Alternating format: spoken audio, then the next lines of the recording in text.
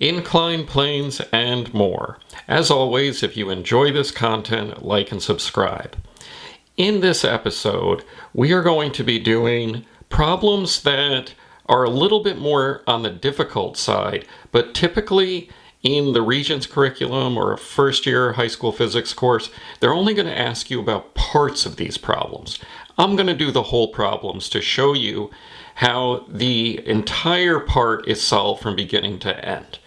Now, when we get to blocks that are dragged at an angle, these are particularly hard.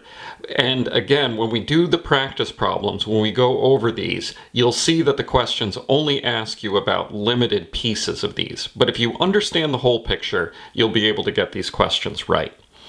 The first thing that often gets left out before you start solving problems like inclined planes is understanding the idea of the plane of acceleration.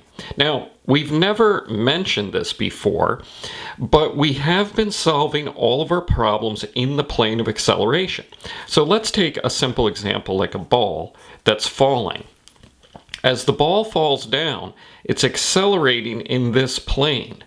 So we've been calling that the direction of acceleration. And there's only one plane and the acceleration is that direction, so we solve it in that direction.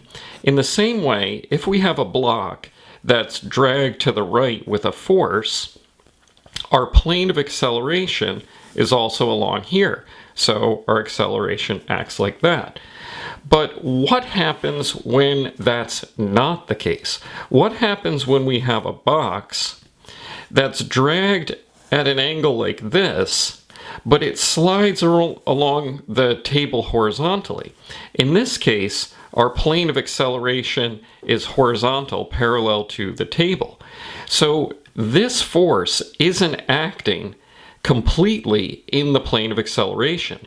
However, some of it is. So what we need to do in these problems is to figure out the vector component of this force. So if we call this Fp, only Fpx is acting in the plane of acceleration. So when we write our Fnet equation, we say Fnet equals ma equals, and we put our forces in, we would put in Fpx, not Fp. Why? Because the acceleration is only in the plane that Fpx is in. This gets a little bit tricky when we deal with blocks on an inclined plane. So in this case, the plane of acceleration is down here, parallel to the surface. So we only have two forces, if this is frictionless, acting on it. We have the force of gravity, the weight, and we have the force normal. So none of the force normal is in the plane of the acceleration. However, some of the force of gravity, the weight, is in the plane of acceleration. So the way this is done, I'll do it a little bit more formally in a minute when we solve a problem. But we end up making a rectangular box around that so that we can break up the forces into the plane of acceleration and the plane that doesn't accelerate. So in this case, this component of the force of gravity is in the plane of acceleration. So if we call this side Fg, the weight or force of gravity, then this component we could call Fg x. We could call this our x-plane. We've tilted our x-plane. Some teachers and textbooks use force parallel for the force that's parallel to the plane. You can use either one.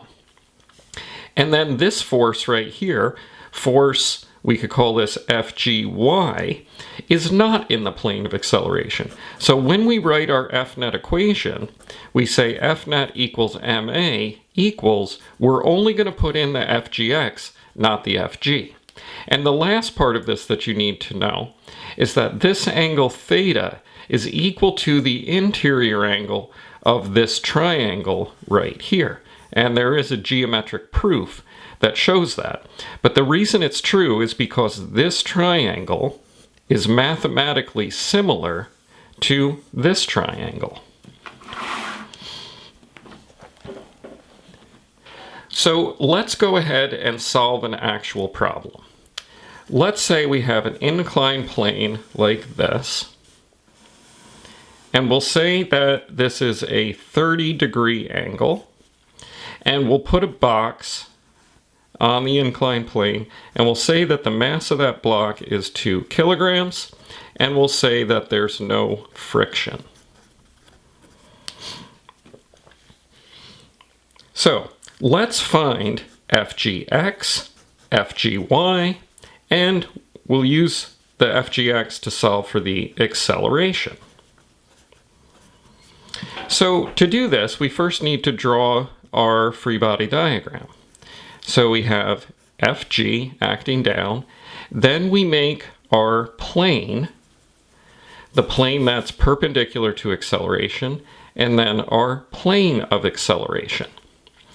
Now, we need to break up this force into FGX and FGY, and the way that we do that is to make a rectangle. And if you do this correctly, you should have a right angle there and a right angle there. So let's label this FG, that's our weight, and then we'll break this up into FGX and FGY.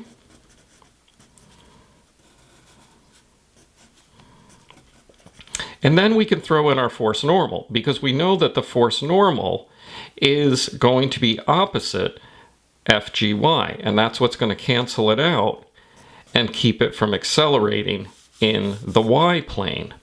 So we will start out by saying Fg is equal to mg. We have to find this weight component, and that's going to be equal to 2 kilograms times 9.8 meters per second squared. So our weight is going to be 19.6 newtons. So now we need to find FGX. Well, we know this angle in here is 30 degrees, and we have a right triangle. So this side, this component in a right triangle, is also equal to this side. So what do we have? We have opposite and hypotenuse. So we're going to do sine theta is equal to the opposite side, FGX, over the hypotenuse, which is FG. So we have sine 30 equals opposite, that's our FGX, which is, we're just going to leave because that's what we're solving for. And then we have our FG, which is 19.6 newtons. So we cross multiply, and that gives us an FGX of 9.8 newtons. So what we have found is the horizontal component, or the parallel component to the plane that's acting in the plane of acceleration. Let's go ahead and find the perpendicular component, or FGY. So that's going to be cos theta. Why is it cosine? We have the adjacent and our hypotenuse that we know. So we have FGY over, that was a G, over FG. And that's going to be cos 30 is equal to FGY over 19.6 newtons. We cross multiply, and that gives us an FGY of 17 newtons. So we found this, but this has to be equal to Fn. So when we found FGY, we also found the force normal. So the force normal is 17 newtons. But the last question was, what's the acceleration? Well, to find the acceleration, we're going to write a net force equation. So F net equals ma equals, and what forces are acting in this plane of acceleration? Only FGX, and we know FGX is 9.8 newtons. So we can throw our numbers in there, and we have F net equals 2 kilograms times A, and that's going to be equal to our FGX, which is 9.8 newtons, and our acceleration comes out to 4.9 meters per second squared. Here's a common question. We have a block at rest, and they want you to find the force of friction. So the first thing to realize is that the block is being pulled down the plane by FGX. So there's a component of force, of gravity, or Fg, that is pulling it down this way. But if there's friction and it's at rest, then there must be a frictional force acting up the plane. And if it's not moving, that means the acceleration is zero, so the net force is zero, so these forces cancel each other out. So in other words, when we're looking for the force of friction, really all we're looking for is Fgx. So let's go ahead and find Fgx. We have our rectangle. We've broken our Fg up into Fgy and Fgx. And our Fgx is this opposite side here. So we're going to use sine. So sine theta equals opposite, which is our Fgx, over Fg. And we have sine of 40 is equal to Fgx over force of gravity. So that's going to be mass times gravity. That's going to be mg, so 10 times 9.8. That's 98 newtons. And if you cross multiply, that ends up giving you 63 newtons. So the question was, what's the force of friction? Well, we know that the force of friction has to be equal to Fgx, so that's the answer. The force of friction is 63 newtons. Now, getting into more complicated problems, this might be an honors problem or something that you start to get into in a college physics class, would be what happens if we applied a force up the hill that drags the block accelerating up the hill. So let's say there's a force of pull up the hill of 100 newtons. What is the acceleration? So now we're solving for the acceleration. We're going to say that there's no friction. So what are the forces that are acting in the plane of acceleration? Well, we have Fp, the force of pull up the plane, and then we're going to have Fgx. And you're going to see in a minute that Fp is larger than Fgx, so that means we have a net force up the plane and it will accelerate up the plane. So let's go ahead and write our Fnet equation. This is going to be Fnet equals ma equals, and I'm going to call up the plane to be positive because that's the direction of the acceleration. So up the plane is positive, so we have a positive 100 newtons. And then we're going to subtract the component, the Fgx. Well, we already found Fgx in the last problem, so that's 63 newtons. So what's the mass of the block? We have 10 kilograms times A equals 100 minus 63. And when you subtract these and divide through by 10, the acceleration comes out to 3.7 meters per second squared. It comes out positive, which tells us that the acceleration is up the plane. Now, another question that's more like an honors or maybe even an AP question would be to do this without numbers. And that would be doing it as a derivation. So, in other words, can we find acceleration in terms of the values that we have times mass and gravity and the angle? And also, what would be the force normal as a derivation, just in terms of quantities? So, in this case, we have just a block. The block is m, and the angle is theta. So again, we do what we've been doing here, which is to break up our forces.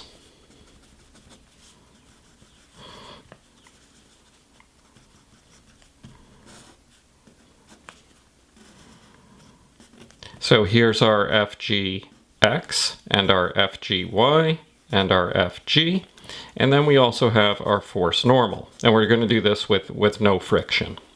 So what is our Fgx equal to? Well, it's equal to this opposite side, so we do sine theta equals opposite FGX over hypotenuse, which is FG. And we now know that this is equal to mg. We're not going to put numbers in this time. So we have sine theta equals FGX over mg. In other words, FGX, when we cross multiply, is mg sine theta. So now we can write our Fnet equation. Fnet equals ma equals mg sine theta. And we have mass on both sides, so we can cross that out. And we're left with A equals g sine theta. And that's our answer. That's a derivation. Now, how would we find the force normal? Well, the force normal would be doing this for the cosine. So we would have cosine theta is equal to, oops, I missed a y there, FGY, adjacent, which would be FGY over FG. Our FG is equal to mg, so we have cos theta equals FGY over mg. And therefore we can say that FGY is equal to cross multiplying mg cos theta. And because FGY is equal to Fn, this is Fn. So Fn equals mg cos theta. So we've done inclined planes, but the other type of problem is a block that's being dragged by a rope or a cord at an angle. And this involves the same sort of concept because our plane of acceleration is horizontal, parallel to the surface, but our force is not. So we need to find the force that is parallel or horizontal. So we're going to find this component right here, and that's going to be our FPX. So to do that, we have the angle. This is a right angle, so we have a right triangle. So we have the adjacent side, and our hypotenuse here is 65 newtons. So we're going to do cos theta equals adjacent FPX over our hypotenuse. This is FP. So we have cos 30 is equal to adjacent, our FPX, over hypotenuse, which is 65 newtons. So our FPX comes out to 56.3 newtons. But the question was to find the acceleration. So we need an Fnet equation. So we have Fnet equals ma equals, and that's going to be equal to our FPX because that's the only force that's acting in the plane of acceleration. So our mass, we said, was 10 kilograms, is times A is equal to 56.3 newtons. So our acceleration comes out to 5.63 meters per second squared. Now, the second question says, if there is friction and it's being dragged at a constant velocity, find that friction. So if you look at this problem, if it was at a constant velocity, there's no acceleration. If there's no acceleration, there's no net force. So the net force has to be zero. Well, how could we have a net force of zero? Only if we had a force of friction that was equal to FPX. So what would the force of friction be? If it's dragged at a constant velocity, it would just be the same value as FPX, which would be 56.3 newtons. The hardest question, which is probably not going to be found on an introductory high school course, would be to find the force normal. Now, this gets tricky because we have three forces in the vertical plane. The one thing that's nice about this is that the acceleration is zero. So we have acting down right now, we have a force of gravity, and that's mg, muga, So that's 10 times 9.8. So that's 98 newtons. But we have two forces acting up. We have Fpy, but we also have some normal force that's acting up. Now, we don't know yet whether that force normal is larger or smaller, but we'll just draw our vectors like this until we find out. So if you see what we need to do here, we have 98. We're going to look for this force normal, so we need to get Fpy. So to do that, we're going to use opposite. That's our Fpy over here. So that's going to be sine. So we're going to do sine theta equals opposite, which is Fpy, over hypotenuse, which is going to be our force of pull. So we have sine of 30 is equal to Fpy over 65 newtons. So Fpy is equal to 32.5 newtons. But that's not the end of the story. We still need to figure out the force normal. So let's just sort of redraw this again. And I'm going to call up to be positive and down to be negative. So we have our force of gravity down, we have our Fpy up, and we have our unknown force normal, which is going to be also up. So now we write our net force equation. F net equals ma equals, and now we add them. So we have two positive values, plus Fn plus Fpy, and Fg is down, so we have minus Fg. And here's the nice part. It's not accelerating in this plane, it's only accelerating this way. So A is 0, so this drops out to 0. So we have 0 equals Fn plus our Fpy, which was 32.5 newtons, and our Fg, which was 98 newtons. And what we're going to do is subtract these two values. So we end up with Fn minus 65.5 newtons equals 0. And then we can add this 65 to the other side. So our force normal comes out to 65.5 newtons. Now, one last thing. Fn turned out to be larger than Fpy. So our diagram would actually look like this. Fpy would be shorter and Fn would be longer, but we don't know that when we first draw the diagram. We have to solve the problem to find out how big Fp is.